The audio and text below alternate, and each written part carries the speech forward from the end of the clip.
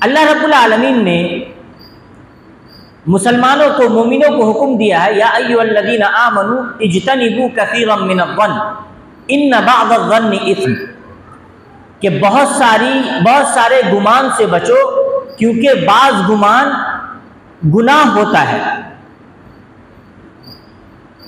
तो ऐसा गुमान जो किसी को किसी के ताल्लुक से बदगुमानी में मुब्तला कर दे, वो गुनाह का काम है, हराम काम है। और हराम को आसान न समझे। अगर आप कोई हराम काम कर रहे हैं तो अल्लाह रब्बुल आलमीन आपकी ज़िंदगी में, आपके बच्चों पर, आपके माल पर, आपके घर में, आपकी सेहत में उसका असर डालता है। अब गुनाह का एक असर होता है। नबी अकरम सल्लल्लाहु अलैहि वसल्लम ने फरमाया कि इंसान गुनाहों में जलता रहता है, एक तरह से आग लगी होती है। और एक दूसरी रिवायत में है कि उसके कंधे पर गुनाहों का बोझ होता है, तो जब आता है, सजदा करता है, तो वो बोझ उतर जाता है। क्या हम में से कोई इस बोझ को महसूस करता है? जब नमाज से बाहर होता है या नमाज को आता है तो उसका कंधा भारी लगता है? नहीं लगता है, उसको लगता है वो नॉर्मल है। लेकिन हकीकतन गुनाह का जो बोझ होता है वो आपको कंधे पर महसूस नहीं होगा, उस बोझ का असर आपके दिल पर होगा। दिल आपका मुतमईन नहीं रहेगा, दिल में सुकून नहीं होगा, घर में आपस में मोहब्बत नहीं रहेगी, हमेशा लड़ाइयां बनी रहेंगी। बाप को बेटे से, बेटे को बाप से, माँ को बेटे से, बेटे को माँ से, बहू सास, ये सब मामला सिर्फ गुनाहों की वजह से होता है। गुनाह का असर होता है। इंसान तब इसको महसूस करता है जब उसके पास ईमान हो और इल्म हो। जिसको पता नहीं है कि बीमारी क्या होती है, वो शख्स बीमारी अगर हो भी जाए तो उसको कोई एहसास नहीं होगा। तो सबसे पहले आप ये सीखें कि बीमारी होती क्या है। तो गुनाह का एक बोझ होता है। इसीलिए अल्लाह रब्बुल आलमीन ने नबी अकरम सल्लल्लाहु अलैहि वसल्लम को फरमाया, आपको मुखातब करके, कि अलम नशरह लका सदरक, क्या मैंने आपके सीने को कुशादा नहीं कर दिया, खोल नहीं दिया? ववज़अना अन्का विज़रक, और हमने आपसे बोझ को हटा दिया। कौन सा बोझ था आप पर? क्या आप बोझ उठा करके चलते थे? नहीं, आप सल्लल्लाहु अलैहि वसल्लम को अल्लाह रब्बुल आलमीन ने गुनाहों से पाक कर दिया था, माफ कर दिया था, अगले पिछले तमाम। आप सल्लल्लाहु अलैहि वसल्लम बिल्कुल पाक साफ थे। तो इसको अल्लाह रब्बुल आलमीन ने कहा कि हमने आपको बोझ से हल्का कर दिया। अल्लज़ी अनक़ज़ ज़हरक, वो बोझ ऐसा था कि उसकी वजह से आपकी पीठ झुक गई थी, कमर झुक गई थी। गुनाहों का जो बोझ होता है उससे इंसान की कमर झुकती है, नजर नहीं आती है। इसको किसको नजर आएगी ये चीज? जिसके अंदर ईमान हो और इल्म हो कि गुनाह का बोझ इंसान को झुकाता है। आप जब कोई गुनाह कोई भी शख्स करता है, देखते हैं गुनाह करने के बाद एक परेशानी आती है ज़हन में, एक अजीब सा एहसास होता है जो वही शख्स समझ सकता है जिसने गुनाह किया। जितने भी गुनाहगार से आप पूछें, वो कहेगा कि जब हम गुनाह करते हैं तो उसके बाद एक फीलिंग आती है तो जो लगता है कि हमने अच्छा नहीं किया है, और उसके उल्टा जब कोई अच्छा काम करता है तो बड़ा खुश होता है। अब कोई नमाज पढ़ के निकलता है तो उसका दिल एक मुतमईन होता है। क्यों? क्योंकि उसकी पीठ पर, गर्दन पर, उसके जिस्म पर जो गुनाह था उसका जिस्म एक गुनाहों की आग में जल रहा था, नमाज पढ़ने की वजह से वो खत्म हो गया। इसलिए देखते हैं जब मस्जिद में आते हैं तो परेशान हाल रहते हैं, ऐसा लगता है थके आ रहे हैं, लेकिन जब निकलते हैं तो दिल एक तरह का मुतमईन इत्मीनान का शिकार, इत्मीनान हासिल करके निकलता है। ये असल नेकियों की बरकत है, नेकियों का सुकून है। अला बिज़िक्रिल्लाहि तत्मइन्नुल कुलूब, अल्लाह के जिक्र में दिल को बड़ी राहत मिलती है। तो ये मुकद्दिमा है कि आप समझे कि अगर कोई गुनाह कर रहा है, चाहे गुनाह हाथ पांव से करे या गुनाह जबान के जरिए करे या फिर बाज गुनाह सोच के अंदर होता है जिसको बदगुमानी कहते हैं, और गुनाह का असर इंसान की जिंदगी पर होता है। और अल्लाह रब्बुल आलमीन की नेमत है उस शख्स के ऊपर, अल्लाह का खास करम है ऐसे शख्स के ऊपर कि जिसको ये एहसास हो जाए कि उसकी ये परेशानी शायद किसी गुनाह के सबब है। और अल्लाह की सजा है ऐसे शख्स के ऊपर जिसको ये एहसास नहीं हो पाता है कि उसकी जो परेशानियां हैं वो किसी गुनाह की वजह से। उन गुनाहों में जो मुआशरती गुनाह है, मुआशरे का हमारे बहुत बड़ा एक गुनाह है, वो क्या है कि जब कोई किसी के बच्चे को या किसी को फलता फूलता देखता है तो उसको रहा नहीं जाता और सहा नहीं जाता है। तो अब दो बात होती है। नंबर एक, बाज लोग अच्छे होते हैं, दिल के साफ होते हैं, और अगर किसी को फलता फूलता देखते हैं तो बहुत खुश होते हैं और कहते हैं कि देखिए फलाना का लड़का कितना आगे बढ़ गया है, फलाने को अल्लाह ताला ने कितना माल दे दिया है। दिल में उसके कोई गलत बात नहीं है, कोई उसके ताल्लुक से बदगुमानी नहीं है, ये नहीं चाहता है कि उससे अल्लाह ताला उसका माल छीन ले, उसको अच्छा लग रहा है। लेकिन अगर उस शख्स ने, अच्छा लग रहा है, बुरा नहीं चाह रहा है, ये याद रखे दोनों बात, अच्छा भी लग रहा है, खुश हो रहा है, बुरा नहीं चाह रहा है, लेकिन अगर ये दुआ नहीं की कि ऐ अल्लाह तू इसके माल में बरकत दे, ऐ अल्लाह तू इसकी औलाद की तरक्की में और बरकत दे, ऐ अल्लाह तू इसकी सेहत में और बरकत दे, अगर ये दुआ नहीं की तो उस बंदे की नजर लग जाती है। आप इसको समझे, उसको खुशी हो रही है, अच्छा लग रहा है, और ये बाप बेटे को देख करके अगर कहे कि कितना अच्छा नंबर लाए हो तुम तो बहुत आगे बढ़ रहे हो, बढ़ जाओगे, तुमने तरक्की कर ली, हमको अपने बेटे को देख करके खुशी होती है, तो बाप की नजर बेटे को भी लग जाती है इसमें, मां की नजर बेटे को बेटी को लग जाती है, बल्कि इंसान को अपनी नजर खुद लग जाती है। इसको कहते हैं पसंद वाली नजर।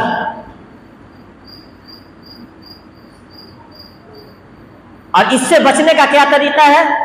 नबी अकरम सल्लल्लाहु अलैहि वसल्लम ने इससे बचने का एक तरीका बताया है।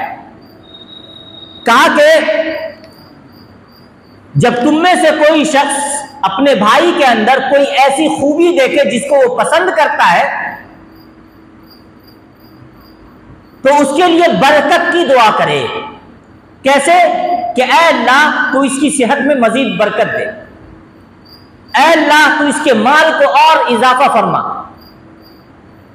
अगर ये दुआ दी तो कोई परेशानी नहीं आएगी, नजर नहीं लगेगी। बाप बेटे को देख रहा है, बेटा बाप को देख रहा है, सेहतमंद हो रहे हैं, दुआ दे करके बोले कि आप अल्हम्दुलिल्लाह अब आपकी सेहत बहुत अच्छी हो रही है, अल्लाह सेहत में और बरकत दे। ये दुआ, ये जुमला कहना है। अब इसमें क्या होता है? नजर होती है अपनी, अपने करीबी की, अपने घर वालों की, और इल्जाम किस पे लग रहा होता है? किसी और पे। दो गलती हुई। एक तो ये कि आप इलाज दुरुस्त तरीके से नहीं कर रहे, दूसरा आप दूसरों के ताल्लुक से बदगुमानी में मुब्तला हो रहे हैं। तो इसको समझे, ये बहुत बुनियादी बात है जिसको समझना और सीखना और लोगों तक पहुंचाना लाजिम है, ताकि हर इंसान अपने घर में अपने बच्चों के एतबार से, माल के एतबार से महफूज रहे। समझ गए इसको? अच्छा, इसकी दलील सुने। हदीस में आता है कि आमिर इब्ने रबिया एक सहाबी थे, उनका गुजर सहल इब्ने हुनैफ के पास से हुआ। दोनों सहाबी, वह यग़्तसिल, सहल इब्ने हुनैफ जो है गुस्ल कर रहे थे। तो अब उस जमाने में जब गुस्ल करते थे तो हमारी तरह का तो नहीं था कि पूरा पैक था और दरवाजा वगैरह, वो थोड़ा सा पर्दा लगा देते थे और गुस्ल कर लेते थे। तो उन्होंने जब उनका जिस्म देखा तो कहा कि मैंने इनकी तरह का आज तक कोई ऐसा खूबसूरत जिस्म देखा ही नहीं। कहा कि मुझे तो ऐसा लगता है कि किसी कुंवारी लड़की का भी जिस्म इतना खूबसूरत नहीं होगा। पसंद आया, यह कह करके वो गुजर गए। कहते हैं फमा लबिसा अन लुबिता बिह, अभी कुछ देर हुआ था कि वो जो गुस्ल कर रहे थे वो जमीन में गिर गए। और दूसरी रिवायत में है कि उनको जाड़ा लगने लगा, सर्दी लगने लगी और सख्त बुखार ने पकड़ लिया और गिर गए। फउतिया बिहिम नबी सल्लल्लाहु अलैहि वसल्लम, फउतिया बिहिम नबी सल्लल्लाहु अलैहि वसल्लम, नबी अकरम सल्लल्लाहु अलैहि वसल्लम के पास उन्हें लेकर के आया गया। फ़क़ील लहू अदरिक सहलन सरीअन, क़ाल मन तत्तहिमून बिही, नबी अकरम सल्लल्लाहु अलैहि वसल्लम ने पूछा कि तुम लोग क्या कहते हो, किसने ऐसा किया होगा, किसकी नजर लग गई होगी। अब इंसान जानबूझ के तो इसमें नहीं कर रहा है, लेकिन गलती से लग जाती है, बिला इरादा लग जाती है। कामन तत्तहिमून बिही, तुमको लगता है कौन, किसके बारे में तुम्हारा गुमान है, किसकी नजर ऐसी लग सकती है। लोगों ने कहा कि आमिर इब्ने रबिया की। नबी अकरम सल्लल्लाहु अलैहि वसल्लम ने उन्हें बुलाया और कहा कि अलामा यक़्तुलु अहदुकुम अख़ाह, क्यों तुम में से कोई अपने भाई को कत्ल करना चाहता है। अब इसको समझिए, लगी थी नजर, बीमार होकर गिर पड़े थे और आप सल्लल्लाहु अलैहि वसल्लम क्या कह रहे हैं कि अपने भाई को कोई कत्ल क्यों करना चाहता है। यानी इंसान नजर के सबब, ये पसंदीदा नजर है, हसद वाली नजर नहीं है, नजर के सबब इंसान मौत तक जा सकता है, इतनी खतरनाक होती है नजर। और अबू नुआइम ने अल-हिल्या में नकल किया है, नबी अकरम सल्लल्लाहु अलैहि वसल्लम ने फरमाया कि अल-आइनु तुदखिलु रजुल अल-क़ब्र, नजर जो होती है वो इंसान को कब्र तक पहुंचा देती है। रिवायत की सनद हसन है, तो इसको हल्का और मामूली ना समझे। और ये पसंदीदा नजर की बात हो रही है, तो कहा कि क्यों तुम में से कोई अपने भाई को कत्ल करना चाहता है। फिर फरमाया कि इदा रआ अहदुकुम मिन अखीहि मा युअजिबु, जब तुम में से कोई अपने भाई के अंदर कोई ऐसी खूबी देखे जो खूबी उसको पसंद आए, फलयदउ लहू बिल बरका, तो उसके लिए बरकत की दुआ करे। अब कितना आसान इलाज है, पैसा तो नहीं लग रहा हमारा, वक्त भी नहीं मांग रहे हम, मालो दौलत भी नहीं मांग रहे हैं, बस आपको अच्छे लग रहे हैं हम, या हमारी दौलत अच्छी लग रही है, सिफत अच्छी लग रही है, दुआ दे दीजिए, नुकसान है आपका कुछ। लेकिन अगर नहीं दीजिएगा तो आपका नुकसान है, क्योंकि नबी अकरम सल्लल्लाहु अलैहि वसल्लम ने फरमाया कि फिर अगर उसके सबब किसी को नजर लगती है, बीमार होता है और अगर मौत होती है तो कातिल नजर लगाने वाला है। मामूली जुर्म नहीं है, इसको समझे। अच्छा, अब इसका इलाज बताया। कासुम दआ बिमा इन, का पानी लेकर आओ, और आमिर रज़ी अल्लाह अन्हु को बुलाया। फ़अमरा अन यतवद्दा, कहा कि तुम वुजू करो। वुजू करो तो पहले दोनों हाथों को धो केवनियों तक, और उसके बाद ये दोनों घुटने को धोना है इसको, और नीचे बर्तन रहेगा जिसमें उसका पानी गिरता रहेगा, जमा होता रहेगा। वदाखिलत इजार ही, ये जो इजार होता है इसका दाखिली हिस्सा, इसको धुलना है। ये धुल करके जब पानी जमा हो जाए तो मरीज के ऊपर सर के पिछले हिस्से से पीठ की तरफ उसको गुस्ल देना है। यह हदीस में तरीका वारिद हुआ है। जब इस तरीके से सहाबी को गुस्ल दिया गया तो वो बिल्कुल शिफायाब हो गए। अब इसमें एक मसला बनेगा। मसला क्या बनेगा? हर कोई दूसरे पर यह इल्जाम लगाता फिरेगा कि तुम्हारी नजर होगी, तुम्हारी नजर होगी। देखिए, इल्जाम बिला सबब नहीं लगाए। दो बातें याद रखें, जिनके साथ ऐसा हो वो सही सबब तलाश करें कि किस वक्त ऐसा हुआ है और उस वक्त कौन था। हो सकता है वो अकेले घर में रहो, हो सकता है उसके वालिदा रही हो, किसने ऐसा कहा है तो उसके बाद उसके ऐसी परेशानी आई है। तो पहले पूरे हालात को देखे, फिर उसके बाद जब उसको समझ में आ जाए तब उसके बाद हदीस सुना करके उससे रिक्वेस्ट करे कि इसका यही इलाज है, नबी सल्लल्लाहु अलैहि वसल्लम ने कहा, तो बराए मेहरबानी आप बुरा ना माने, मैं आपके ऊपर शक नहीं कर रहा, लेकिन हदीस में यही इलाज है, तो अगर आप कर देंगे तो मेहरबानी होगी। इसमें आप मेरी तरफ से कोई गलत पैगाम ना रखे दिल में। यही नबी सल्लल्लाहु अलैहि वसल्लम का हुक्म है। अगर हम और आप नबी सल्लल्लाहु अलैहि वसल्लम के पास होते और ऐसा मामला होता और आप सल्लल्लाहु अलैहि वसल्लम आपको कहते कि जी हाथ पांव धुल करके पानी दे दो, तो आप नहीं देते, हुक्म मानते ना। तो हदीस है, मान लीजिए। ये एक बात है। जिनको कहा जाए वो बुरा ना माने, क्योंकि पसंद की नजर अगर दुआ नहीं दी है तो किसी की भी लग सकती है, और इसमें आपके दिल की कोई खराबी की बात नहीं है। लगने का सबब क्या है?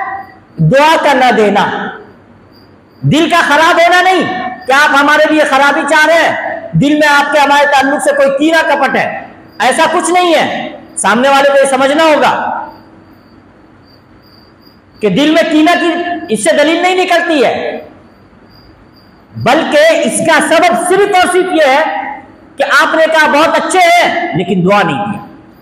यह गलती सिर्फ है, बस। तो फरीकैन को यह समझना होगा। इसलिए हम कह रहे हैं कि ईमान के साथ इल्म हासिल कीजिए, ताकि आपको मालूम हो कि यह गलत बात नहीं है, और जिसको हुआ है वो ऐसा नहीं कह रहे फलनवा ऐसा कर दिया, ऐसा किया नहीं है। दुआ भूल गया होगा या उसको मालूम नहीं है, तो नजर ऑटोमेटिकली लग जाती है, दिल का वो बुरा नहीं है। क्लियर ये मसला? फसाद नहीं मचाइएगा बाद में हमारी इस बात को लेकर के। मौलाना साहब पूरी बात बोल करके जा रहे हैं, दोनों बात वाजे करके जा रहे हैं, तो ऐसा नहीं कि दौड़ते फिरिएगा और दूसरा बोलेगा कि नहीं आप हमारे ऊपर शक कर रहे हैं। तो ये शक का मामला नहीं है, ये इल्म की कमी का मसला है। जो शख्स भी, हत्ता कि अगर मैं किसी को देखूं कि माशाअल्लाह पढ़ाई में बहुत मेहनती है, मैंने कहा कि बहुत ज़हीन है, कह करके चुप हो गया, मेरा चुप हो जाना, दुआ न देना, उसको नजर लगने का, मेरी नजर लगने का सबब हो सकता है। और इस नजर को पसंदीदा नजर कहते हैं, पसंद वाली नजर। क्लियर हो गई बात? अब हम आगे बढ़ते हैं। दूसरी नजर होती है हसद वाली नजर। और इस नजर में जो नजर लगाता है वो इरादतन लगाता है। पहली वाली नजर में इरादतन नहीं था, दिल साफ था, एक गलती हो गई, लग गई नजर। दूसरी नजर में दिल गंदा है, इरादा कर रहा है, दिल में हसद है, कीना कपट है, ये चाह रहे हैं कि फलाना तरक्की नहीं करे। इस पे गुनाह तो होगा ही कि भाई के ताल्लुक से आप दिल में गंदगी रख रहे हैं। साथ साथ इस नजर पर निहायत संगीन सजा आखिरत में मिलेगी, क्योंकि आप अपने भाई को नुकसान पहुंचा रहे हैं, इरादतन नुकसान पहुंचा रहे हैं, तो इससे तौबा वाजिब है। और अगर अपने भाई को आप अजियत दे रहे हैं तो मोमिन को तो अजियत देना बड़ा संगीन जुर्म है। ना हम किसी मोमिन की अजियत का सबब बने, ना कोई मोमिन हमें अजियत दे। मोहब्बत के साथ क्यों नहीं चल सकते हैं? आखिर हम अपने लिए वही मोहब्बत चाहते हैं ना। तो जब तक हम दूसरों को मोहब्बत देंगे नहीं, मोहब्बत हमें मिलेगी नहीं।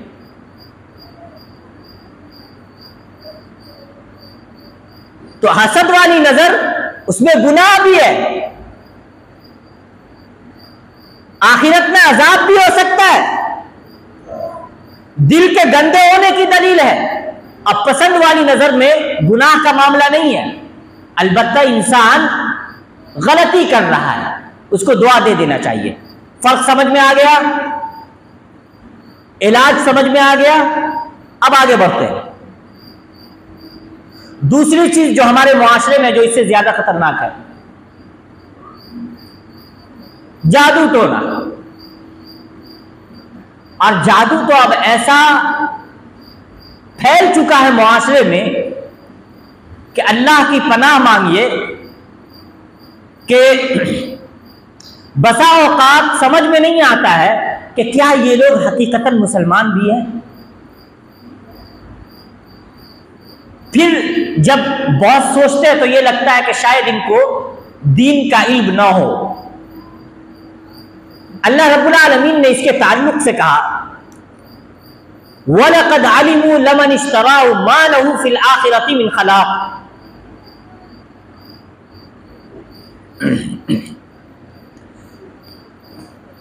जादू को सीखने वालों को यह मालूम था कि इसका सीखना आखिरत में उसके हिस्से को ज़ाये कर देगा। और बाज़ उलमा ने इससे इस्तेदलाल किया है कि जादू सीखना कुफ्र है, इंसान आखिरत में फिर जन्नत से महरूम हो जाता है। जादू की अक़साम है, लेकिन उमूमन जो जादू सीखा जाता है वो शैतान की मदद लेकर के सीखा जाता है। कहता है कि मुर्गा कुर्बान करो, अंधेरी रात में जाकर के ज़बह करके फलाने कब्रिस्तान में दफन करो। को अल्लाह ने आपको हुक्म दिया ऐसा करने का? शैतान हुक्म दे रहा है और शैतान की बात को मान रहे हैं। अब फिर उसके बाद उसके जरिए आप जादू कर रहे या सीख रहे, ये कुफ्र अकबर है। इंसान काफिर हो जाता है, दीन से निकल जाता है। अब आप या तो दुनिया आप अपनी देख रहे हैं और दुनिया में भी आप खुश नहीं रहेंगे, क्योंकि दूसरों को परेशान रखने वाला दुनिया में खुश नहीं रहता है और आखिरत तो आपकी बर्बाद है ही है। इसलिए आज अभी इस वक्त जादू करने से, जादू करवाने से या जादूगर से मदद लेकर किसी को नुकसान पहुंचाने से तौबा कर लीजिए, वरना आपकी नमाज, कुर्बानी, रोजा, हज, ज़कात, सदकात कोई आपको न इस दुनिया में फायदा देगा ना आखिरत में आपके काम आएगा। क्योंकि शैतान की मखलूक की मदद लेकर किसी को नुकसान पहुंचाना और ऐसे मखलूक की जो कुफ्र के जरिए काम करते हैं, ये तो कुफ्र अकबर में जाता है, दीन से इंसान निकल जाता है, खत्म है, उसका मुसलमान से कोई मसला नहीं है, निस्बत नहीं है। तो अगर किसी ने ऐसा अमल कभी किया है, तौबा करे, कलिमा पढ़े, और अगर नहीं करेगा, मेरा काम सिर्फ बताना है, हम किसी को पकड़ करके हिदायत के रास्ते पर खड़ा नहीं कर सकते। यह जादू का मसला हो गया। तीसरी चीज है जिन वगैरह का या उसका कोई असर होना, उसकी हकीकत है और उसका सबब है दुआओं का ना पढ़ना या घर में कुरान ना पढ़ना। अब हम लोग बताइए कि कितना दिन हो गया है कि अपने घर में हम लोगों ने कुरान नहीं पढ़ा अब तक। मेरा ख्याल है कि बहुत सारे मुसलमान घराने ऐसे हैं कि जिनके घर में कुरान शायद हफ्ते हफ्ते में, महीने महीने में, साल साल में, या उसके बाद कभी हो सकता है रमजान में पढ़ा जाता हो। बात तो ऐसे भी होते हैं कि पता नहीं, उनको पढ़ना भी नहीं आता हो। नबी अकरम सल्लल्लाहु अलैहि वसल्लम ने फरमाया कि घर में सूरह बकरा पढ़ो, उसको कब्रिस्तान ना बनाओ। तो कब्रिस्तान ऐसी जगह है जहां कुरान पढ़ना जायज नहीं है। कुरान अगर घर में ना पढ़िएगा तो घर क्या बन जाएगा? कब्रिस्तान। और कब्रिस्तान में जानते ही है क्या सब होता है। तो वो जो वहशत है, एक डरावनी चीज है, यानी इंसान को वहां का माहौल अच्छा लगता है नहीं। तो जब घर का माहौल कब्रिस्तान की तरह हो जाएगा तो उस घर में तो वहशत नजर आएगी ना, अजीब अजीब सा लगेगा। और जब आप कुरान पढ़ लीजिएगा तो घर एक खुला खुला सा लगेगा, एक अजीब सा खुश माहौल लगेगा उसमें। कुरान पढ़िए, दुआओं का एहतमाम कीजिए। उसके एहतमाम न करने के सबब जिन और जादू का मसला होता है। ये मैंने मुख्तसर चंद एक बातें बयान की हैं। अब मैं 10 मिनट के अंदर आपको कुछ सही इलाज और कुछ वो इलाज जो गैर शरई है उनकी तरफ रहनुमाई करता हूं। सबसे पहली चीज, हमारा आपसे एक सवाल है। अल्लाह रब्बुल आलमीन जब किसी को बीमार करता है तो क्या यह मुमकिन है कि कोई गैर उसको शिफा दे दे? किसी का अकीदा है ऐसा? नहीं। अल्लाह रब्बुल आलमीन ने शिफा याबी का तरीका खुद बताया है या नहीं बताया? बताया। कोई अगर अल्लाह के तरीके को छोड़ करके बल्कि वो तरीका इख्तियार करे जिसको अल्लाह ने या अल्लाह के नबी सल्लल्लाहु अलैहि वसल्लम ने मना किया है, उस तरीके के जरिए शिफा चाहेगा, आपका अकीदा है कि उसको शिफा मिलेगी? अगर किसी का अकीदा है तो हाथ उठा दे। इस पर हम मुत्तफिक हैं कि गलत जरिए से, गलत सबब के जरिए जिसको अल्लाह ने या अल्लाह के रसूल सल्लल्लाहु अलैहि वसल्लम ने गलत कहा है, उसके जरिए शिफा नहीं मिल सकती। अब आइए, जहां थोड़ा सा किसी को कुछ होता है, छींक आती है, तो फलाने मौलवी साहब के पास चलिए, थोड़ा तावीज ले लेते हैं।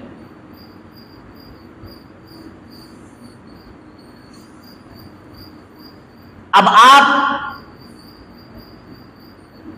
जब तावीज के बारे में सुनते हैं तो लोग आपको कहेंगे कि अरे नहीं, ये लोग मुतशद्दिद और सख्त है।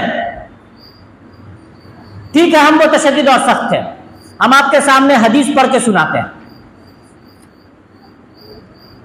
नबी अकरम सल्लल्लाहु अलैहि वसल्लम का फरमान है, बल्कि इमरान इब्न हुसैन रज़ियल्लाहु अन्हु कहते हैं, अन्ना नबी सल्लल्लाहु अलैहि वसल्लम रआ रजुलन फी यदिही हल्क़तुन मिन सुफ़्र, कि एक शख्स था, एक सहाबी को देखा कि एक कड़ा पहने हुए हैं, किसी बीमारी के सबब कड़ा पहने हुए हैं। तो कहा ये क्या है? कहते हैं दर्द होता है, तो हमने पहन लिया। तो कहा कि इसको उतार दो, फ़इन्नहा ला तज़ीदुका इल्ला वहनन, ये तुम्हारी बीमारी को ही बढ़ाएगा। फ़इन्नका लौ मित औ लौ मुत, अगर तुम मर गए और ये कड़ा तुम्हारे हाथ में है, मा अफ़लहत अबदा, तुम कभी कामयाब नहीं होगे, कभी कामयाब नहीं होगे, न दुनिया में न आखिरत में।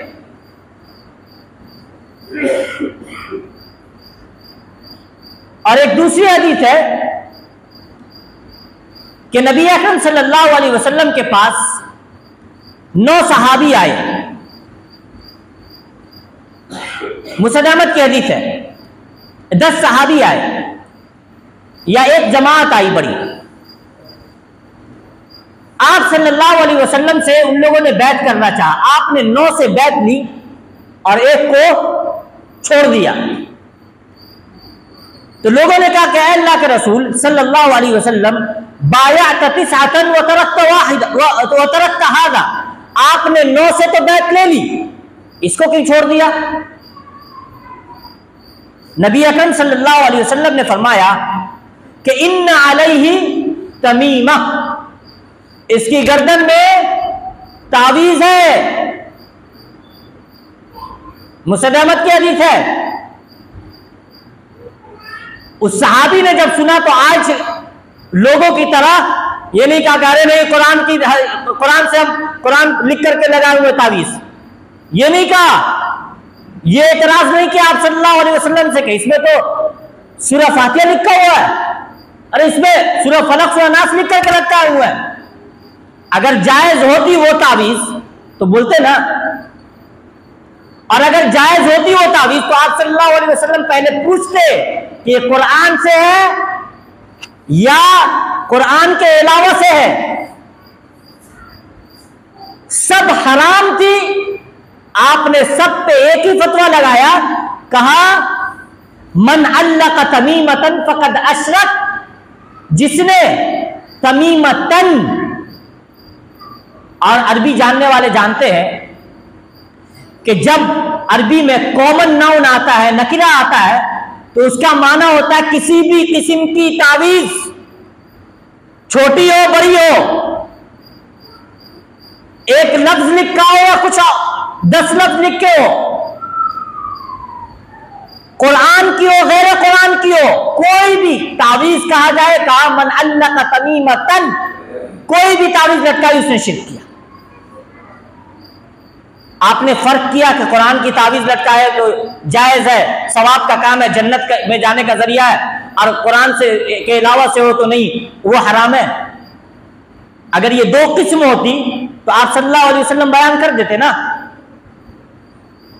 आपने सबको शिर्क कहा और उस सहाबी ने भी एतराज नहीं किया। जैसी ये बात सुनी, गर्दन में हाथ डाला और उसको तोड़ दिया, फेंक दिया। ये ईमान होता है। और आज जब किसी को हदीस सुनाइए, अरे हमारे मसलक के मुताबिक नहीं है भाई, हमारे मसलक में ये पहनना जायज है कुरान से, तो आपका मसलक इस्लाम से बाहर का है। आपके लिए कोई और नबी आए थे? आपके लिए अल्लाह ने कोई और पैगाम भेजा था? क्या बेकार की बातें करते हैं। इमाम साहब इमाम अबू हनीफा रहमतुल्लाह अगर इस जमाने में होते, वो आप लोगों से बरात का इजहार कर देते। उनको जब कोई हदीस मिल जाती थी और पहले उनका एक फतवा होता था जो हदीस के खिलाफ होता था, तो वो उसको छोड़ देते थे और हदीस पे अमल करते थे।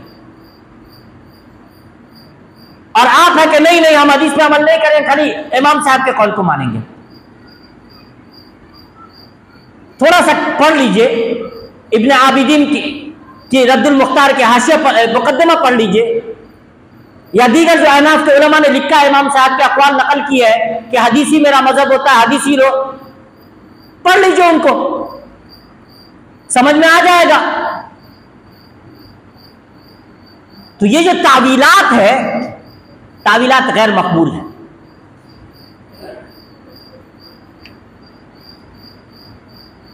अब्दुल्लाह इब्न उकैम रज़ी अल्लाह अन्हु एक सहाबी है। रावी कहते हैं कि मैं उनके पास आया, तिरमिज़ी की हदीस है, वह भी ही हुम्रा, जिल्द की बीमारी थी जिससे जिल्द लाल हो जाती थी। तो जब ये बीमारी देखी तो कहा अला तुअल्लिकु तमीमा, आप तावीज नहीं पहनते हैं?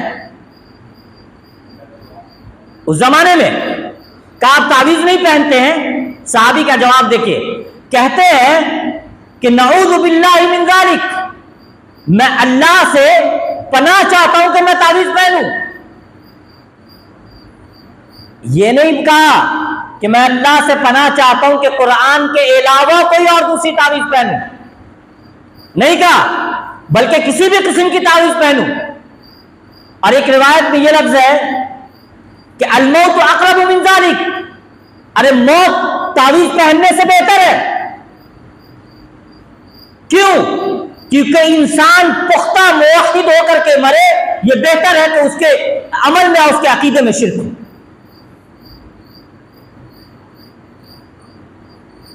अल्लाह शिर्क को तो कभी नहीं पसंद करता। तो कहा कि अल-मौत अक़रबु मिन ज़ालिक, तुम जो बात कह रहे हो इससे बेहतर है हमको मौत आ जाए। फिर कहा कि नबी अकरम सल्लल्लाहु अलैहि वसल्लम ने फरमाया, मन अल्लक़ शैअन वुकिल इलैहि, जिसने कोई चीज लटकाई, कोई भी चीज, देखिए कोई भी चीज, तशरीह बार बार कर चुके हैं, तफरीक नहीं है कुरान गैर कुरान की, कोई भी चीज लटकाई वो फिर उसके सुपुर्द कर दिया जाता है, यानी अल्लाह ताला उसकी जिम्मेदारी नहीं लेता है। अच्छा,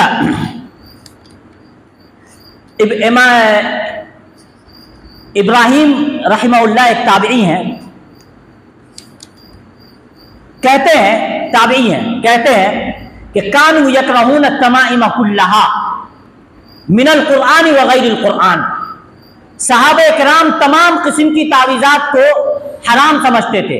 अच्छा, यहां मैंने हराम का तर्जुमा किया लफ्ज़ कराहत का, यकरहूना का, और कोई ये ना कहे कि यहां पर लफ्ज़ कराहत यानी नापसंदीदा के माने में है, ये नहीं है। क्यों? क्योंकि सलफ के नजदीक, सहाबा और ताबीन के नजदीक लफ्ज़ कराहत का माना हराम क्या आता था? अल्लाह रब्बुल आलमीन का फरमान पढ़ें, जब अल्लाह रब्बुल आलमीन ने कुरान में शिर्क के मसाइल को जिक्र किया, क्या अल्लाह के साथ किसी की इबादत नहीं करो, वालिदैन के साथ उसने सलूक करो, वो जो वक़ज़ा रब्बुका अल्ला ताबुदू इल्ला इय्याहु व बिल वालिदैनि इहसाना, वो जो आयत है फला तकुल लहुमा उफ़, कहा अपने बेटों को, औलाद को कत्ल नहीं करो, ज़िना नहीं करो, वादे को पूरा करो, जमीन में ज्यादा अकड़ के ना चलो, सब हराम है ना, किसी को शक है? इन सब को जिक्र करने के बाद अल्लाह रब्बुल आलमीन ने क्या कहा? इंद रब्बिका मकरूहा, ये चीज अल्लाह के नजदीक मकरूह है, यानी हराम है। तो कोई ये तर्जुमा करेगा यहां पर कि शिर्क मकरूह है, इसको समझिए कि लफ्ज़ कराहत सिर्फ फ़िक़ही उमूर में तफरीक होती है, अकीदे के बाब में कराहत यानी हराम का माना होता है, इल्ला कि कोई दलील आ जाए, कोई करीना आ जाए जिसको अहले इल्म जानते हैं। तो इब्राहिम रहमहुल्लाह का जो कौल है कि सहाबा इकराम तमाम किस्म की तावीज़ात को, और ये लफ्ज़ है मिनल कुरान व गैरिल कुरान, चाहे तावीज़ कुरान से हो या गैर कुरान से हो, सबको नापसंद करते थे। बाज़ लोग कहते हैं कि हज़रत अब्दुल्लाह इब्न मसूद रज़ी अल्लाह अन्हु तावीज, कुरान से तावीज लटकाने को जायज कहते थे। हालांकि अब्दुल्लाह इब्न मसूद रज़ियल्लाहु अन्हु से, बल्कि अब्दुल्लाह इब्न अम्र इब्न अल-आस से बाज़ लोग साबित करते हैं, वो रिवायत ज़ईफ़ है। सबसे पहली बात, उसमें दो इल्लतें हैं ज़ईफ़ होने की। तो सबसे पहले वो रिवायत साबित नहीं है, और उस रिवायत में जो अल्फाज हैं उनको समझिए। उस रिवायत का लफ्ज है कि वो बच्चों को याद करवाने के लिए तख्ती पर लिख करके और सामने लटकाते थे कि देख करके याद करेगा। तो किस लिए करते थे? तालीम के लिए, न ये कि नजर बस से उसकी हिफाजत हो। तो आपका मकसूद कुछ और है और उनका मकसूद कुछ और है। वो तालीम के लिए लटकाते थे कि देख करके याद कर लेगा, और आप किस लिए लटका रहे हैं कि इसको लटकाए रहने से कोई बीमारी नहीं आएगी, जबकि नबी अकरम सल्लल्लाहु अलैहि वसल्लम का वाज़ेह फरमान है कि तावीज़ शिर्क है, तावीज़ का लटकाना शिर्क है। और तमाम सहाबे किराम का भी यही अकीदा था। अब इसमें दलाइल बहुत सारे हैं, आप इंशाअल्लाह यहाँ के उलमा से सुनिएगा। हमारे बहुत अच्छे अच्छे अहबाब और फारिदीन यहाँ मौजूद है माशाअल्लाह, उनसे इंशाअल्लाह आप इस पर बयान सुनिए, उनको बोल करके सुनिए। लेकिन एक आखिरी पैगाम गिढ़ा बांध लीजिए, लिख करके रख लीजिए कि अल्लाह रब्बुल आलमीन के पास जो है वो अल्लाह की मासियत करके हासिल नहीं हो सकता। चाहे वो माल हो, सेहत हो, बीमारी से शिफायाबी हो या औलाद हो। और सबसे बड़ी मासियत, सबसे बड़ा गुनाह शिर्क है। शिर्क करके कोई शख्स ये चाहे कि अल्लाह रब्बुल आलमीन उसको शिफा दे दे, उसका धोखा है। शैतान थोड़ी देर के लिए उसको बज़ाहिर ये करता है, लेकिन वो शख्स अपनी पूरी जिंदगी परेशान रहेगा। और ये अब्दुल्लाह इब्न मसूद रज़ियल्लाहु अन्हु का कौल भी है। उन्होंने देखा किसी को कि एक यहूदी के पास दम करवाने जा रहे हैं, या यहूदी आ रहा है यहूदी आकर दम कर रहा है, तो पूछा रहे ये क्यों दाखिल होता है? अरे इससे मेरे बाजू में दर्द है, ये जब फूकता है तो ठीक हो जाता है। कहा नहीं, वो तो शैतान है, वो जो ठीक जो होता है वो शैतान का असर है। तो कहा कि मत करो, क्योंकि ये शिर्क है। तो मेरे भाइयों, बुजुर्गों और जिन अहबाब तक मेरी बातें पहुंच रही हैं, उन तमाम के लिए नसीहत है कि जो सही शरई इलाज है उस इलाज को इख्तियार करें। सही शरई इलाज क्या है? पहली चीज, बल्कि अगर इसी पर कोई इक्तिफा करेगा तो इंशाअल्लाह काफी है, सुबह शाम और सोते वक्त सूरह फलक और सूरह नास की तिलावत करें। इससे बेहतरीन जादू, नजरेबद, जिन, आसेब, टोटका, कोई भी चीज हो, इससे बेहतरीन इलाज कुछ नहीं। ये कैसा है? आपने जब इसको पढ़ा तो आप एक किला के अंदर बंद हो गए, महफूज हो गए। अब बारिश होगी, आप महफूज घर में हैं, तो बारिश के छींटे आपके ऊपर नहीं आएंगे। और यहां आप जिसकी हिफाजत में, वो कौन है? कि कौन आपकी हिफाजत कर रहा है इस दुआ के पढ़ने के बाद? अल्लाह। और ये तसव्वुर में नहीं हो सकता है, कोई तसव्वुर नहीं कर सकता है कि जिसकी हिफाजत खालिक करे उसको मखलूक नुकसान पहुंचा जाए। अगर ऐसी बात जहन में आती है तो अकीदे की कमजोरी है। 100%, बल्कि उससे जितना ज्यादा हो सकता है, यकीन रखिए, आपने दुआ पढ़ लिया, बिइज़्निल्लाह कुछ नहीं होगा। और अल्हम्दुलिल्लाह हमने बहुत देखा है, बड़ी बड़ी धमकियां मिलती है लोगों को, लेकिन हमें एक हमारे उस्ताद ने एक वाक़या बयान किया। कहते हैं कि आपस में उस्ताद शागिर्द का नंबर को लेकर के कुछ झगड़ा हो गया, तो शागिर्द को उस्ताद ने हकदार ही नहीं था नंबर का, तो नंबर कम दिया, फेल हो गया। वो बहुत गुस्सा हो गया, उसने पढ़ाई छोड़ दी और गया जादूगर के पास कि इनको जादू करवाना है। जादूगर ने बहुत मोटी रकम ले ली, कहा हम जादू कर देंगे। अब वो जादू कर रहा है और जादू का असर हो नहीं रहा है, बहुत कोशिश की, असर नहीं हुआ। बोला भाई तुम अपना पैसा ले लो, हमारे बस की बात नहीं है। बोला तुम तो बहुत मशहूर हो भाई। बोला हाँ सब ठीक है, लेकिन इस शख्स पे मेरा असर नहीं चल रहा है।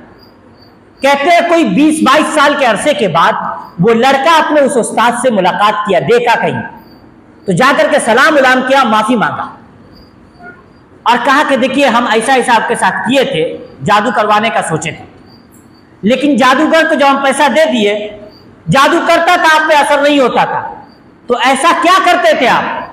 तो कहते हैं मैं तो कुछ नहीं करता हूं सिवाय इसके कि सुबह शाम सूरह फलक सूरह नास पढ़ता हूं। और इसको देखिए नबी अकरम सल्लल्लाहु अलैहि वसल्लम की जिंदगी में एक यहूदी ने आपके ऊपर जादू किया था। अल्लाह रब्बुल आलमीन ने सूरह फलक और सूरह नास इसीलिए नाजिल की ताकि आप सल्लल्लाहु अलैहि वसल्लम पढ़े और जादू से आप शिफायाब हो जाए। नबी अकरम सल्लल्लाहु अलैहि वसल्लम पढ़ते गए एक आयत और शिफायाब हो गए। तो ये बड़ी अजीम सूरतें हैं दोनों। सुबह शाम की दुआएं हैं, आयतुल कुर्सी है, सूरह बकरा की आखिरी 2 आयात हैं। और अगर किसी के ऊपर जादू हो चुका है तो इसको पढ़ के इंशाअल्लाह इन तमाम चीजों को पढ़ के दम करे अपने ऊपर या उनके घर में जो है वो दम करे। और बाज सहाबा से साबित है, जैसे इब्न अब्बास रज़ियल्लाहु अन्हुमा से इमाम कुर्तुबी ने उनके असर को नकल किया है कि सूरह यूनुस की अगर ये आयत पढ़ता है माजी तुम भी इन्नल्लाह सयुब्तिलु इन्नल्लाह ला युस्लिहु अमल मुफ्सिदीन, तो इससे भी उसको शिफायाबी मिलेगी। और अगर कोई सोने से पहले इसको पढ़ता है तो उस पर कोई जादू असर नहीं करेगा। कितना आसान है। तो काहे करे मौलवी के पास जाइएगा, अब 500 रुपया 5000 रुपया जितना पैसा दीजिए उतनी मोटी तावीज लिख करके देगा, और फिर एक हफ्ते के बाद डबल मोटी तावीज लिखवाइए और डबल मोटी रकम दीजिए, और फिर जब 10-12 लाख खर्च कर दीजिए तो आपको पता चलेगा कि नहीं इससे तो कोई फायदा ही नहीं हुआ हमको। तो इसलिए वो ज़ाय होता है क्योंकि आपका भरोसा अल्लाह पर दुरुस्त नहीं है। ईमान दुरुस्त करें, अल्लाह रब्बुल आलमीन के हाथ में शिफा है। जब दुरुस्त तरीके से और मुकम्मल यकीन के साथ आप शिफा अल्लाह से मांगेंगे आपको शिफा मिलेगी। अल्लाह रब्बुल आलमीन से दुआ है कि अल्लाह रब्बुल आलमीन हम तमाम लोगों को शिर्क से महफूज रखे, हमारी आला औलाद को अल्लाह रब्बुल आलमीन शिर्क से महफूज रखे। अल्लाह रब्बुल आलमीन हम तमाम लोगों को तौफीक दे कि हम दुआओं का एहतमाम करें, हम गलत लोगों से बच करके रहें, हम मुनहरिफ उमूर से इज्तिनाब करके रहें। आमीन। व आखिरु दावाना अल्हम्दुलिल्लाहि रब्बिल आलमीन। वस्सलामु अलैकुम व रहमतुल्लाहि व बरकातुहू।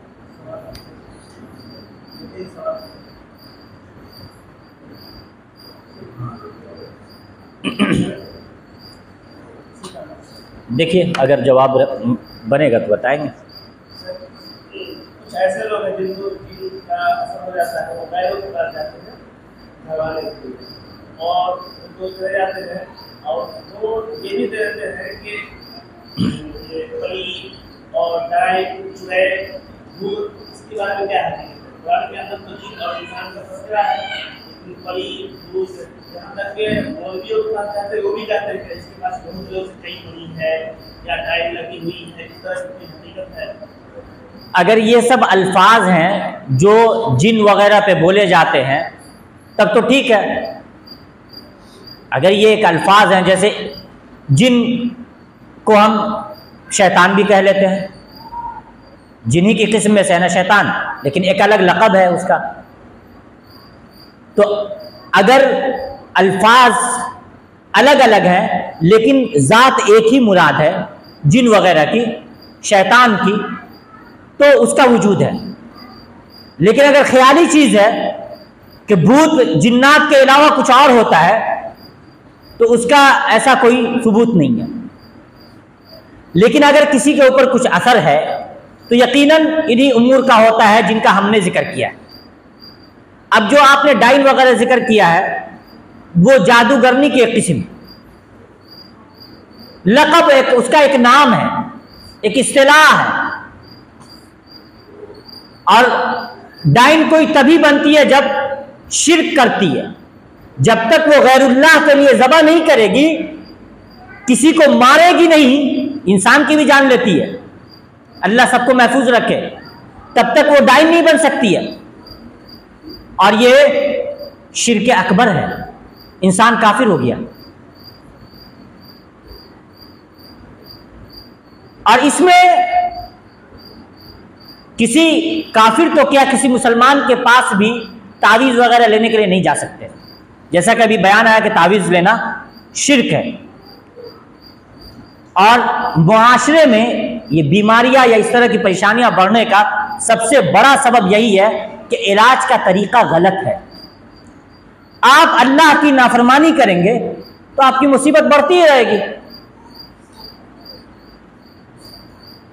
दुरुस्त इलाज करवाइए, जिन इलाज का तज़किरा किया गया, और वो फ्री ऑफ कॉस्ट है, मुफ्त इलाज है और सबसे बेहतरीन इलाज है। जी,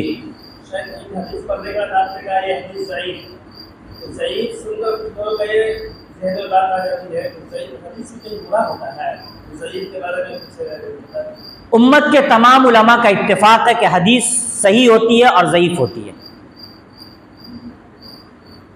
जो लोग आपको बोलते हैं, किसी भी मसलक के मानने वाले हों, उनको बोलिए कि आप ही ना बोलते हैं कि चारों इमाम बरहक हैं। हम चारों इमाम की किताब में दिखा देते हैं कि लिखा हुआ है कि यह हदीस ज़ईफ़ है। आप जो किताब बोलिए हम खोल करके दिखा देंगे। मैं अजीब तज़किरा कर रहा था एक भाई से, आप चाहे अल मबसूत पढ़िए जो इमाम सरख्सी की है, उसमें हम आपको दिखा देते हैं कि उन्होंने हदीस को सही और ज़ईफ़ में बांटा है। तो हदीस सही और ज़ईफ़ होने का क्या मतलब है? मतलब यह है कि जिस तरह बात सही और गलत होती है, उसी तरह से हदीस सही और गलत होती है। और बात सही और गलत होने का यह मतलब नहीं होता है कि हम आदमी को सही और गलत बोल रहे हैं। अब मिसाल के तौर पे कोई आदमी, झूठा आदमी आया और बोला कि फलां आदमी ऐसी बात कर रहा था, तो हम बोलते हैं कि नहीं ये बात गलत है। तो इसका मतलब ये थोड़ी है कि हम बोल दिए कि नहीं फलां आदमी गलत है। मतलब ये कि तुम जो ये बात बोल रहे हो, हम तुम पर यकीन नहीं कर रहे हैं, ये बात तुम्हारी झूठी है। वो आदमी सच्चा है, लेकिन तुम्हारी जो ये बात है हमको तुम पर एतबार नहीं है। तो ऐसे ही हदीस में नबी सल्लल्लाहु अलैहि वसल्लम सच्चे हैं, लेकिन बाज लोगों ने आपकी तरफ गलत निस्बत की, खुद से बनाया और कहा कि यह आप सल्लल्लाहु अलैहि वसल्लम की हदीस है। हम उसके बनाए हुए को गलत कह रहे हैं। खलीफा हारून रशीद के ज़माने में एक शख्स को लाया गया और उन्होंने उसके कत्ल का हुक्म सादिर किया। क्यों? क्योंकि उसने तकरीबन 6 लाख हदीसें, अगर मेरी याद खता नहीं कर रही है तो 6 लाख हदीसें गढ़ करके उम्मत में फैला दी थी। अब आप तसव्वुर करें। अच्छा, बहुत सारे लोगों को शायद ये बात समझ में ना आए, लेकिन हमारे अहबाब बैठे हुए हैं, इन लोगों को मालूम है कि इमाम अबू हनीफा रहिमहुल्लाह ने खबर वाहिद के मुकाबले में क़ियास को ज़्यादा कवी हुज्जत माना है। क्यों? हदीस के इनकारी तो वो नहीं थे। इमाम अबू हनीफा रहिमहुल्लाह हदीस का इनकार नहीं करते थे। तो क्यों? क्योंकि उनकी नज़र में उस हदीस के सबूत में थोड़ा शक होता था। उनकी नज़र में उनको लगता था कि पता नहीं एक आदमी हमको आकर के सुना रहा है ये हदीस, अब ये आदमी कैसा हमको नहीं पता, तो इसलिए उस हदीस को मानने से वो रुक जाते थे। तो वहां पर भी तो वो बोल रहे हैं कि नहीं नहीं नहीं, ये हदीस हम नहीं मानेंगे, हमको इस हदीस के सबूत में शक है। तो अब आप बोलिएगा कि इमाम साहब ने बोल दिया कि नबी सल्लल्लाहु अलैहि वसल्लम की बात को गलत मान लिया, आप सल्लल्लाहु अलैहि वसल्लम को गलत ठहरा दिया। तो इसलिए ये एक जो तकसीम है, ये सब कोई जानते हैं कि आदमी जब गलत निस्बत करता है किसी की तरफ तो हम कहते हैं ये झूठी बात है, ये सच्ची बात है। हदीस का मतलब हुआ बात, और सही का मतलब सही बात, सही हदीस का मतलब सही, नबी सल्लल्लाहु अलैहि वसल्लम की सही बात। ज़ईफ़ हदीस का मतलब नबी सल्लल्लाहु अलैहि वसल्लम की तरफ मंसूब की जाने वाली गलत बातें। ये माना, और इसको तमाम उलमा ने माना। हमको ला करके दिखा दीजिए कोई एक आलिम अपने ही मजहब का। आवाम को भटकाइए नहीं, वरना हम किताब खोल करके सामने रख देंगे। अगर आपको लगता है कि हम गलत बोल रहे हैं तो आइए, हमारे पास किताब मौजूद है, बोलिएगा तो लेकर के आ जाएंगे, और हम आप ही की किताब खोल करके दिखा देंगे कि उसमें सही ज़ईफ़ लिखा हुआ। तो आवाम को भटकाने का काम नहीं कीजिए। दुरुस्त बात जो आपकी भी किताब में है आप बताइए। अब हमारी अदावत में आप अपने मजहब के खिलाफ चले जाइएगा, अपने मसलक के खिलाफ बोल दीजिएगा, तो आप बोलिएगा तो हम वहां पर भी पकड़ेंगे। जैसे हदीस के खिलाफ बोलते हैं और पकड़े जाते हैं, अपने मसलक के खिलाफ बोलिएगा, गलत बोलिएगा तो हम पकड़ लेंगे। तो इंशाअल्लाह उम्मीद है कि आइंदा से ऐसे लोग नहीं बोलेंगे। बोलते हैं तो आप उनको बोलिए कि ठीक है, हम आपकी किताब से हवाला दे देते हैं, हमसे रब्ता कर लीजिए। अगला सवाल। आखिरी सवाल, इमाम के अदायबाने में कोई ऐसा शख्स है जो नमाज पढ़ता है, उस लायक है इमाम के बाद, और उसका गांव में उसका ताल्लुक लोगों से बात विचार सही नहीं है, महसूस होता है, कुछ ऐसी बातें हैं, लेकिन वो बिदअत नहीं अशीफ नहीं करता है, क्या उनसे दूसरों की नमाज हो जाएगी?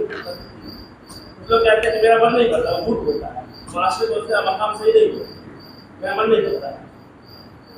इमाम ऐसा होना चाहिए जिसका अकीदा, अखलाक, किरदार, बातें, चाल ढाल, क्या मैंने कहा है, चाल ढाल, रास्ते में चलता है तो इस्लामी तौर तरीके से चलता है। लगता है कि एक दीनदार आदमी जा रहा है, जबान खोलता है तो लगता है कि एक दीनदार आदमी जबान खोल रहा है। सब अच्छा होना चाहिए बुनियादी तौर पर, और ऐसे ही शख्स को इमामत के लिए बढ़ाइए ताकि आपकी नमाज मुकम्मल तौर से दुरुस्त और बेहतरीन नमाज हो। लेकिन अगर मान लिया है कोई वक्त, किसी वक्त में कोई नहीं मौजूद है ऐसा, तो क्या हम जमात छोड़ देंगे? नहीं। उस वक्त जो सबसे बेहतर होगा, चाहे उसके अंदर कोई कमी हो, गुनाह करता हो, लेकिन अगर हम सब में सबसे अच्छा वही है तो उसको बढ़ा देंगे ताकि वो नमाज पढ़ाए, क्योंकि हमसे ज्यादा जानता है। लेकिन इख्तियार अगर करना है, चुनना है इमाम को, ये तो हो गया मजबूरी की हालत में। लेकिन अगर चुनना है तो उसमें क्राइटेरिया ये सब रहेगा। आपको वो हदीस आप लोगों ने पढ़ी होगी कि नबी अकरम सल्लल्लाहु अलैहि वसल्लम एक मस्जिद में गए तो देखा किबले की दीवार में थूक फेंका हुआ है। क्या कहा? आइंदा ये शख्स तुम्हें इमामत ना करवाए। कोई बताइए ना, कोई जुर्म था बड़ा, बहुत बड़ी बात थी, जिना तो नहीं है, चोरी नहीं है, लेकिन एक मुरव्वत है, अदब है, तरीका है, और किबले की तरफ थूक फेंकना हराम है। इमाम ऐसा होना चाहिए कि अवाम उसको देख करके उसके पीछे चले, न ये कि अवाम जब उसको देखे तो दाएं बाएं रास्ता काट ले। इमाम ऐसा नहीं होता है। और मैं अइम्मा किराम को तंबीह करता हूं, इसको लाजिमन हर शख्स इख्तियार करे। आप जब इमाम हैं लोगों के लिए आप दीन की किताब हैं। लोग आपका चेहरा पढ़ते हैं, दाढ़ी है, टोपी है, अरे हाँ बहुत अच्छे है, यही दीन है। आप बगैर टोपी के घूमिएगा, मुआशरे में एक रिवाज है कि टोपी पहनना ये बेहतर तस्वुर किया जाता है मुसलमानों के लिए। जब मुसलमान इसको अच्छा तस्वुर करते हैं कीजिए। दाढ़ी वाजिब है, इमाम की दाढ़ी कटी हुई नहीं होनी चाहिए। लोग आपको पढ़ेंगे, कहेंगे देखिए कितना अच्छा लगता है, इसको देख करके अल्लाह याद आ जाता है। जब बोले तो लोगों के लिए अच्छी बात बोले, लोगों को खुशी पहुंचे। जब चले तो लोग कहे कि ऐसे चलना चाहिए। अखलाक व किरदार ऐसा होना चाहिए कि लोग आपको देख करके सिर्फ दीन सीख लें। नमाज में जो सुन्नतें हैं, गरचे सुन्नत घर में पढ़ना अफजल है, लेकिन बसा औकात मस्जिद में पढ़ना अफजल है, ताकि लोग आपके ताल्लुक से गलतफहमी में मुब्तला नहीं हो। मौली साहब सुन्नतें न पढ़ते हैं तो गलतफहमी होगी ना।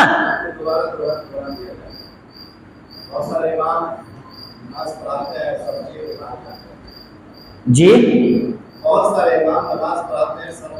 हाँ, तो उसमें दोनों बात आ रही है कि इमाम को ये चाहिए कि इमाम अगर ये देखता है कि अवाम गलत फहमी में मुब्तला होती है तो मस्जिद में सुन्नत पढ़ने का एहतमाम करे, साथ साथ लोगों को ये तालीम दे, ये सिखाए कि सुन्नत घर में पढ़ना अफजल है।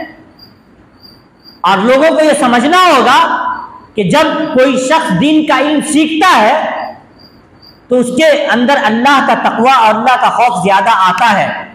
फिर वो अल्लाह से यही उम्मीद की जा सकती है कि वो सुन्नत नहीं छोड़ेगा इंशाअल्लाह, वो घर में पढ़ता होगा। आप अच्छा गुमान रखिए ना, बदगुमानी तो गुनाह है। तो जब हम एक आम आदमी होकर के सुन्नत पढ़ते हैं तो वो आलिम होकर के सुन्नत ना पढ़ते होंगे, तो ये गलत सोच है। तो बैलेंस मैं बता रहा हूं, देखिए न किसी को ज्यादा उठाना है, न किसी को ज्यादा गिराना है। तो आप ऐसा काम करें जिससे अवाम आपके ताल्लुक से बदगुमानी में मुब्तला ना हो, और अवाम को यह समझना होगा कि जितने नेक हम हैं, हमारा इमाम इंशाअल्लाह हमसे ज्यादा नेक है। और जब वो सुन्नत यहां नहीं पढ़ता है तो उससे पूछे कि इमाम साहब कोई ऐसी बात है क्या, कोई ऐसी हदीस है क्या कि सुन्नत यहां नहीं पढ़े, इसमें क्या बात है, पूछे। तो आप भी घर में सुन्नत पढ़िए, अच्छी बात है। कभी यहां पढ़ लीजिए, कभी घर में पढ़ लीजिए। लेकिन एक आखिरी बात जो सबके लिए तंबीह कि अगर मस्जिद में सुन्नत छोड़ देने से घर में भी छूट ही जाएगी तो फिर मस्जिद में पढ़ के निकलिए। अब घर में जाइएगा, दाखिल नहीं होइएगा सही से कि बोल दिया जाएगा कि जाइए मोटरसाइकिल लेकर के ताजपुर से सामान लेकर के आइए। अब आप गए ताजपुर में, आऊंगा आपको हो गया देर, आपकी सुन्नत चली गई, बाद में फिर मशगूल हो गए। तो ऐसी सूरत में पढ़ के निकलना बेहतर है। तो काम वो करें जो बेहतर हो। कभी कभी अगर छूट जाए तो कोई मसला नहीं है, लेकिन हमेशा नहीं करना चाहिए। वल्लाहु आलम बिस्सवाब। इसी गाँव में पहले हक है और उस गाँव में मस्जिद में सही तरीके से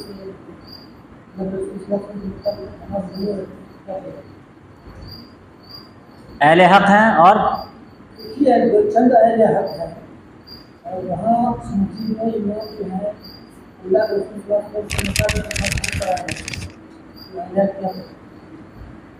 देखें, या तो वो ऐसे होंगे जिन पर कुफ्र का फतवा लगा होगा, उलमा ने उनको काफिर कहा होगा, तो ऐसे के पीछे नमाज नहीं पढ़ेंगे अगर काफिर कहा है तो।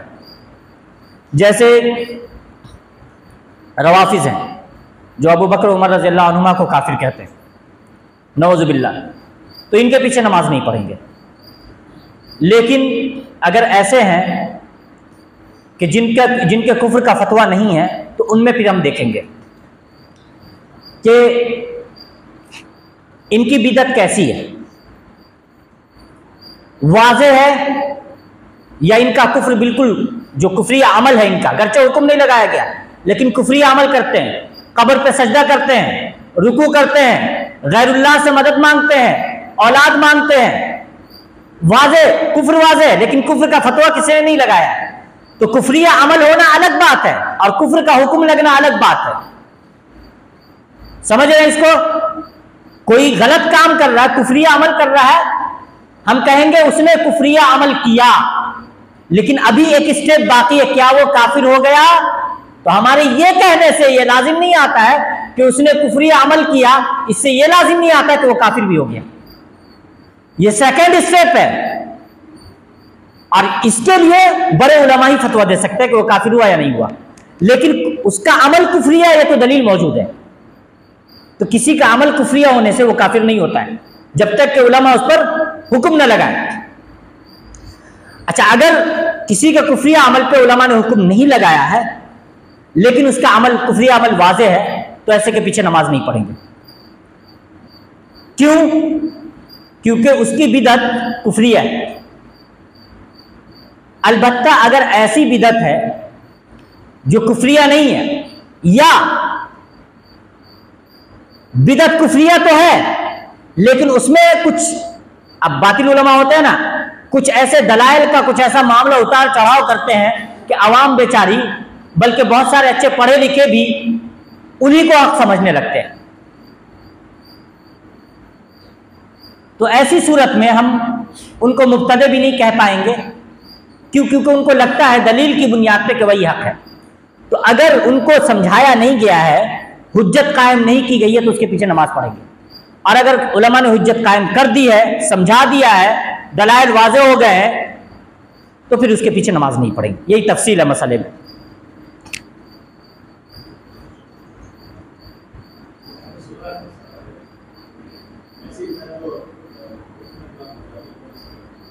क्या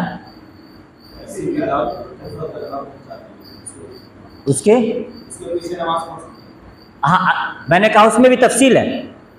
अगर उस पर हुज्जत कायम कर दी गई है, बता दिया गया है कि ये कुफरिया अमल है, ये अकीदा कुफरिया है, समझा दिया गया है। जैसे मिसाल के तौर पे आज जो मैंने अकीदा बयान किया कि अल्लाह अर्श पर मुस्तवी है,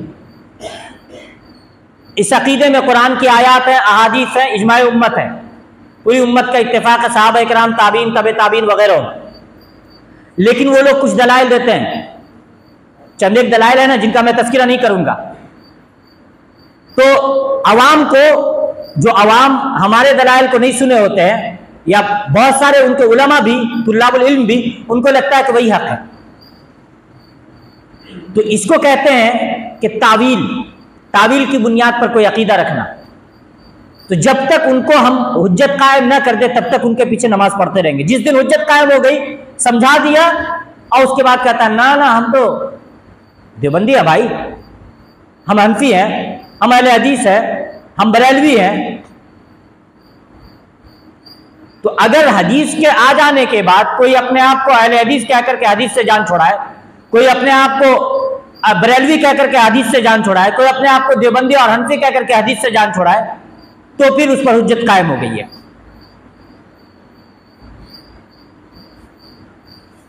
इसलिए इस मसले में तफसील को याद रखें।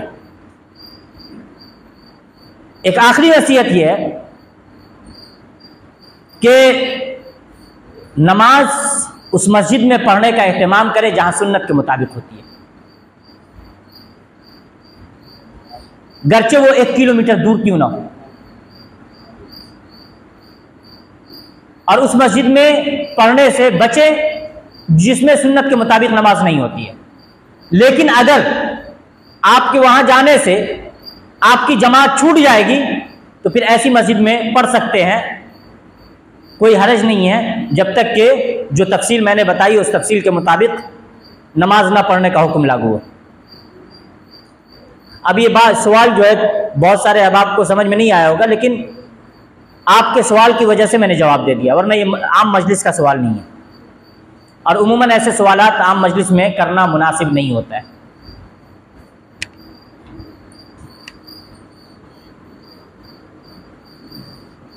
सुब्हानक अल्लाहुम्मा व बिहम्दिका अशहदु अल्ला इलाहा इल्ला अंता अस्तगफिरुका व अतूबु इलैक।